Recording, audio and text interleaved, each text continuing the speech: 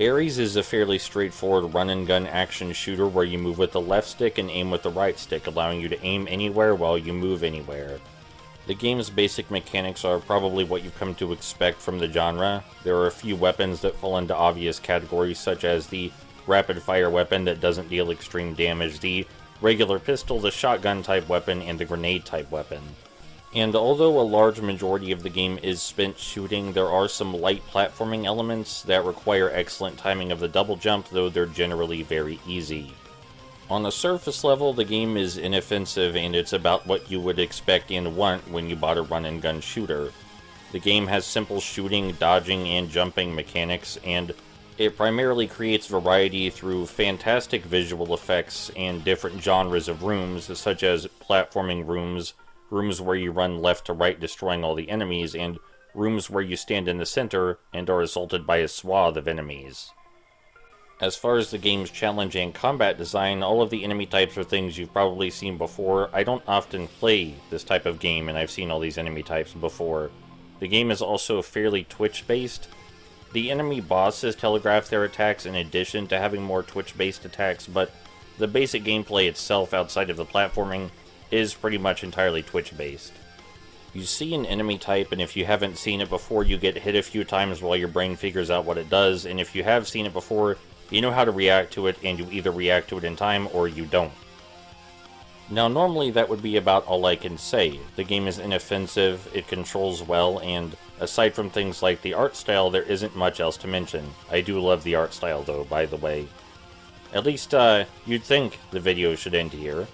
But instead, I'm going to talk to you about what the game does differently, which is its progression system. The game allows you to level up your weapons and upgrade them via scrap you collect from enemies, and it's possible to respawn the enemies and collect as much scrap as you like.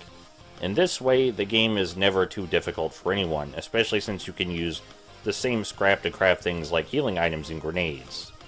Now, personally, on normal difficulty, I did not find a need to grind, and I was able to upgrade my favorite gun fairly easily.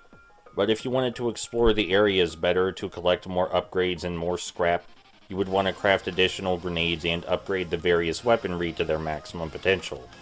Or if you're just bad at the game, you could grind to get past it. Really, depending on who you are, the game is going to feel almost entirely different.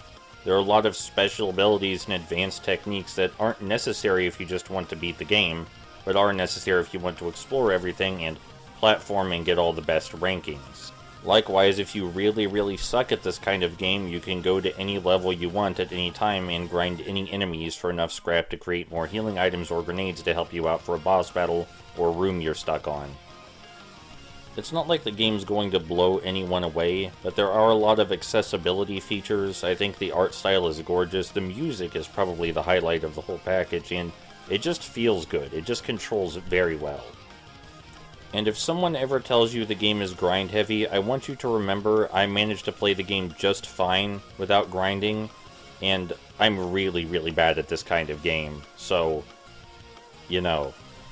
It's more there just in case you want or need it. It's not exactly a necessity. You can go through all the levels just fine with the scrap you find while playing, and I'm not sure what everyone was complaining about.